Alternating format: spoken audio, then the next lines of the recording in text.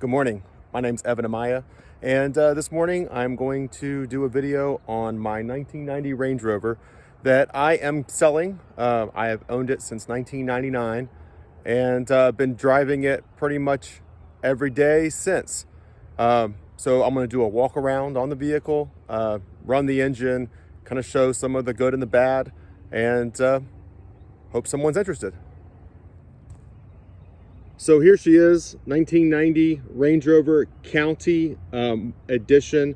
The County was the highest trim level that you could get in the United States. And it is in Clearwater blue, still in the original color here, on not stock wheels. These are boost wheels from the late 90s. They were on Defenders and some limited Discovery ones. The tires that I've got on this vehicle right now they're brand new. I just put them on last week. Are 235 85 16s. I've been running this size for probably 15 years, and it seems to suit the vehicle pretty well. I've got rock sliders, which have been on here for quite a long time, and never really needed them. They've never actually gotten hit or anything, but nice to have for sure. This vehicle originally was bought new in Southern California, and then from the Carfax history that I've got on the vehicle, it ended up living most of its early life in Arizona. It came over to Atlanta in the 1998, or right before I purchased it, and I bought it from someone in Atlanta, and then brought it to North Carolina, and for the last 13 years it's been in South Carolina. So that's kind of its history. So I bought it in 1999, and like I said, I've been driving it ever since. Originally had a 3.9 liter Rover V8 automatic with the Borg-Warner transfer case.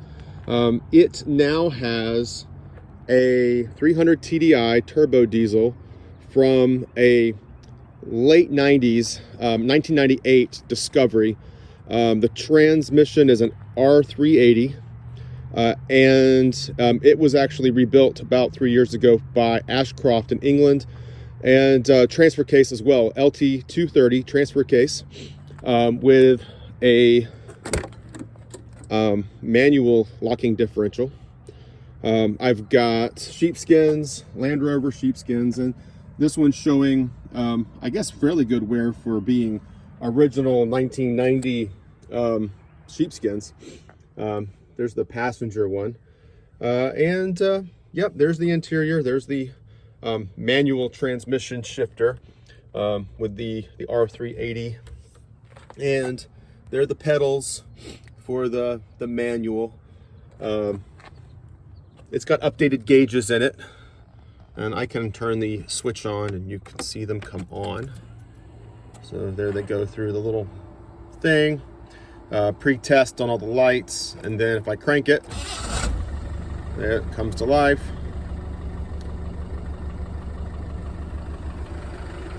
And it sounds like a typical 300 TDI.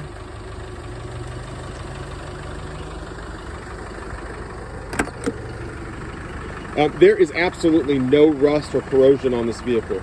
So it has been kept inside its whole life while I've owned it. And it seems like it was kept indoors, garage is what I mean, before then. I've got the correct mats in the car. It has the original manual, which is neat. The clock still works and keeps time. That's always worked perfectly. And everything's in pretty decent shape. I got a new headliner a couple of weeks ago with new sun visors. So they the sun visors in these cars over time start to start to rot. So I got those changed out. So that's been done. Let me pop the hood.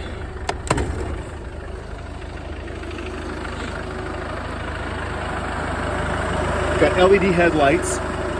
These are the European turn signals. I think they look better.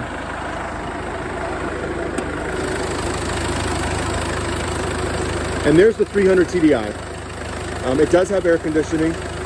This vehicle has the electronic ABS, so that's over here. The accumulator has been replaced. I have had the boost pump rebuilt, and here's the clutch reservoir. It's got a turbo. The turbo's just a couple of years old. As you can see, it's almost a brand new water pump. The alternator was replaced a couple of years ago. Front cover, timing belt was all replaced recently. That is a heater right below there to preheat for wintertime use. New injector pump. So all that was done at the same time I changed this cover. And it has all new injectors in it as well. I'm running dual batteries. This battery is only a couple of months old. That was about a year old. So I've got an Odyssey and an Optima battery. And if I turn this way, the radiator also is new, and I've got a new air cooler. I've got electric fans on all these. It's really not great to run the original engine-driven fan. So I don't ever run the original fan. Coming around this way, all of the brakes were completely overhauled a few years ago as well. I put stainless steel pistons in all of them. Also changed out all of the brake lines with these stainless steel brake lines. I've done some other off-road equipment. You can see all of the body bushings have been replaced with silicone all the way around. I've got, sorry about my hand, these radius arms. These are the corrected radius arms for the lift. This vehicle has a 2-inch lift on it.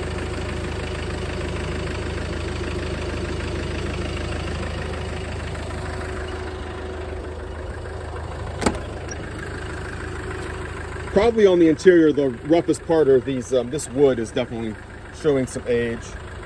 But all in all, I think it's holding up very, very well. So original carpet. This is original wood. This is held up extremely well. The dash panel is held up very well. This is an area right here that tends to see corrosion along with the sills. And you can generally see this area here where the seatbelt mounts on most of these Discoveries and Range Rovers is all corroded and rusted. This one obviously is not. So there's the back.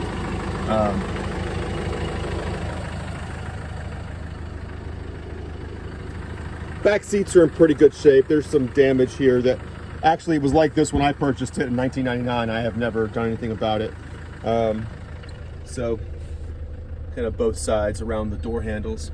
I also have a lot of spares for this vehicle that I have just picked up over the years.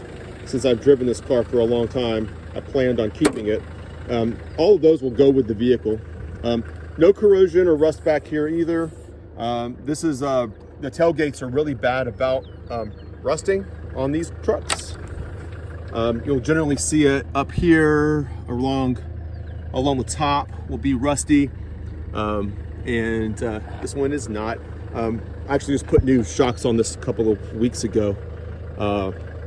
Same with the tailgate. A lot of times the tailgates are steel and they'll rust out at the bottom, and you'll hear them sometimes when you open. You'll hear the rust kind of falling in. Yep. And then here's the back. I had these installed. These are full pull-out drawers, just for my tools, just the nature of my work. So kind of nice. I use them for keeping all my stuff organized.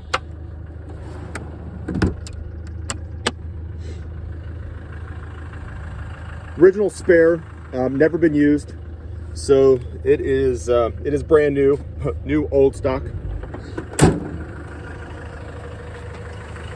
And chrome bumpers. The county had chrome bumpers, so that's one thing that, and I did retain the back bumper. The front bumper has been replaced, obviously, but here's the back. Here's underneath. The backs of these vehicles are very susceptible to rust. So, and this one doesn't have any, like I said, any rust anywhere.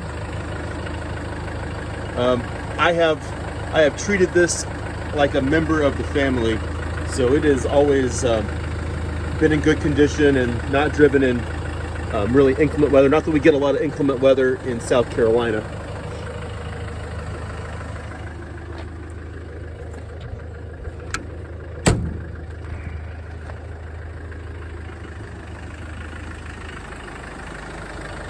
And this door is probably the roughest one, the driver's door.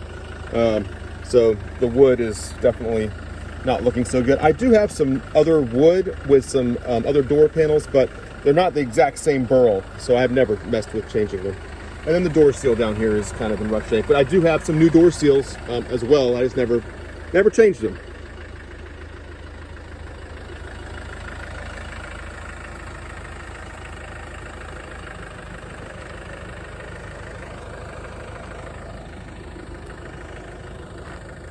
So that's a little walk around. Hopefully that helps kind of visualize what you're looking at buying. And if you have any questions, then please feel free to comment. Thank you.